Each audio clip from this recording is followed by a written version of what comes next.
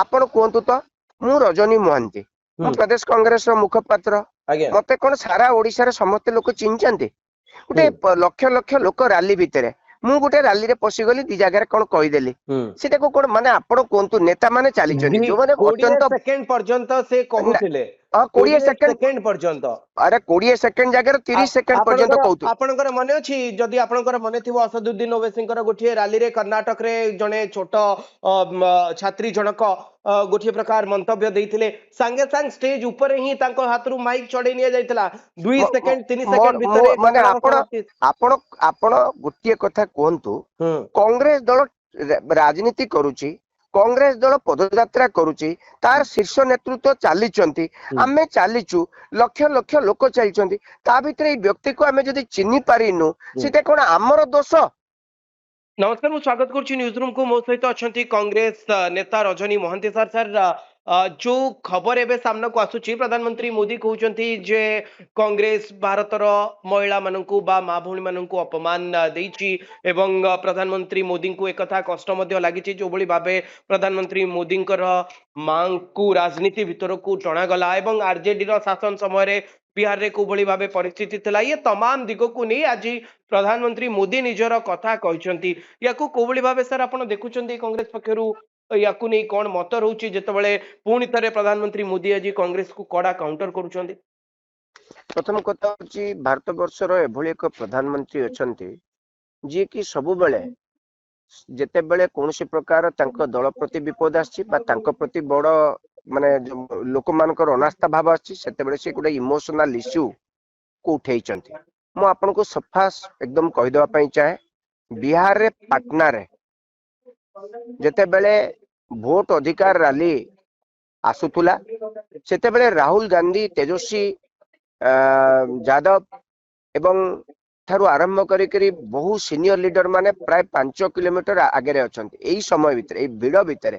दुईटी web channel को Bharatiya Janata party रो minority cell row जने पदाधिकारी तांको ना अहमद रिजवी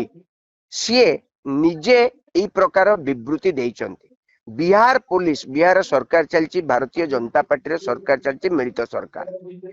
एई सरकार रो पुलिस से लोक को गिरफ करी से कौ दलर बोली कि प्रकाश कर सारा एपरिकी सी भारतीय जनता पार्टी रो सदस्य एवं तांकर फोटो समस्त गणमाध्यम बुलिला परे भारत वर्षर प्रधानमंत्री एक कथा निजे जानिला परे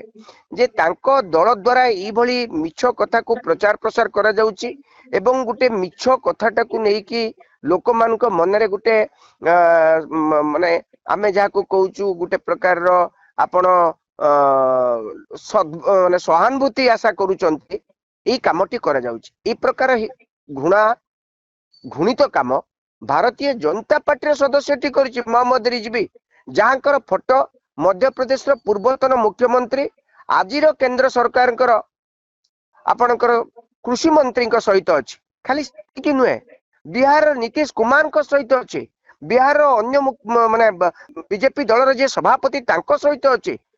बहु बड़ बड़ नेता सहित अच्छे यही व्यक्तिर जहांकर भारतीय जनता पार्टी उत्तरीय पड़ी सदस्य एवं प्रमाण हो सारा परे बिहार पुलिस कथा कही सारा परे प्रधानमंत्री पुणी मिछ कहते तापर मु कौन कहबी कांग्रेस दल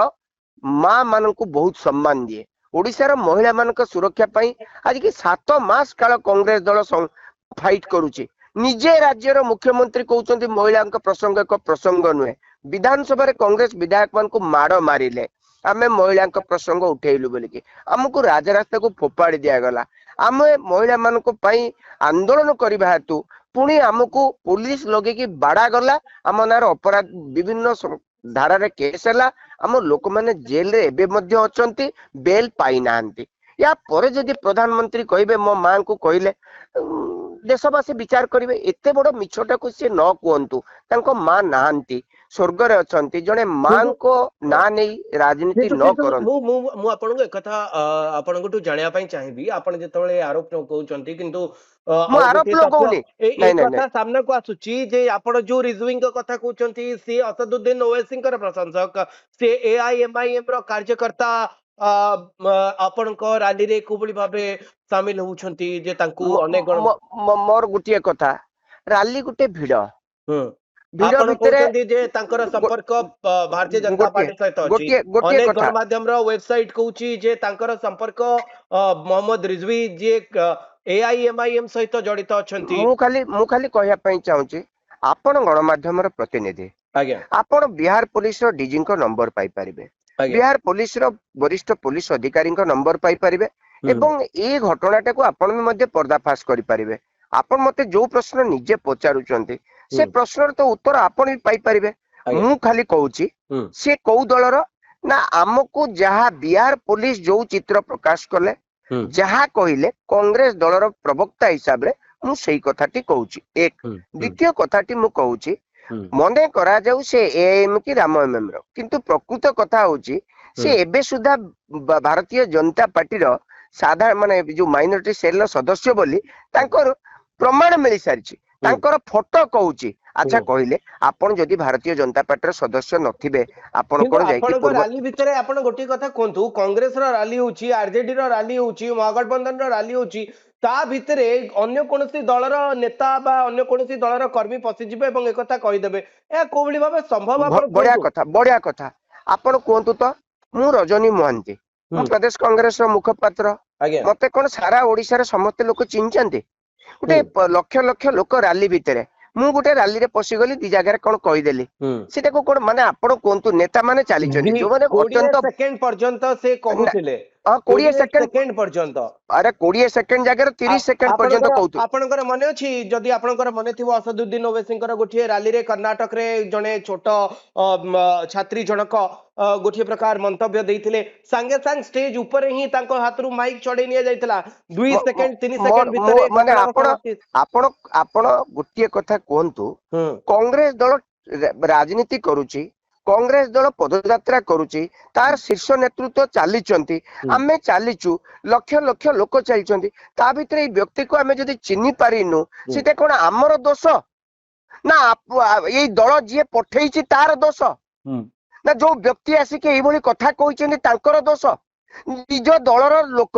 ନିଜ ଦଳର ମାଇନରିଟି ସେଲର ଜଣେ ବ୍ୟକ୍ତି ନିଜ ପ୍ରଧାନମନ୍ତ୍ରୀଙ୍କ ମା ବାବଦରେ ଏଭଳି କଥା କହୁଛନ୍ତି, ଆପଣ ତାଙ୍କୁ ବିରୁଦ୍ଧରେ ଦୃଢ କାର୍ଯ୍ୟାନୁଷ୍ଠାନ ନେବା ପରିବର୍ତ୍ତେ ଆପଣ କଂଗ୍ରେସର ରାହୁଲ ଗାନ୍ଧୀଙ୍କୁ ବଦନାମ କରୁଛନ୍ତି। ମୁଁ ଖାଲି ଗୋଟିଏ କଥା ଆପଣଙ୍କ ମାଧ୍ୟମରେ କହିବି, ହୁଁ ପ୍ରଧାନମନ୍ତ୍ରୀ ଆଜି କହୁଛନ୍ତି ତାଙ୍କ ମା, ହୁଁ ରାହୁଲ ଗାନ୍ଧୀଙ୍କ ମା ତ ସୋନିଆ ଗାନ୍ଧୀ, ହୁଁ ଆମ ଏଇ ପ୍ରଧାନମନ୍ତ୍ରୀ ତ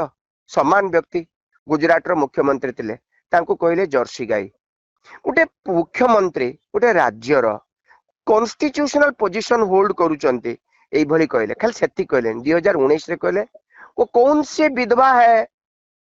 कांग्रेस में जिसकी खाता में बैंक अकाउंट में इतना पैसा जा रहा है, ये विधवा काहाକୁ କହିଥିଲେ? सोनिया गांधी କହିଥିଲେ। ଆମ ପ୍ରଧାନମନ୍ତ୍ରୀ ତାଙ୍କର ଭାଷା ଏଇଭଳି, ତାଙ୍କ ଜ୍ଞାନ ଏଇଭଳି, ମମତା ବାନେ ଓ ଦିଦି ଓ ଦିଦି ଓ ଦିଦି ଓ ଦିଦି ଦିଦି ଦିଦି, ଇଏ କଣ? ଇଏ ପ୍ରଧାନମନ୍ତ୍ରୀଙ୍କ ପାଖରୁ ଏଇଭଳି ଭାଷା ଆପଣ ଆଶା କରିବେ? ଭାରତ ବର୍ଷର ପ୍ରଧାନମନ୍ତ୍ରୀ, ଯାହା ଗାନ୍ଧୀଙ୍କର ଦେଶ,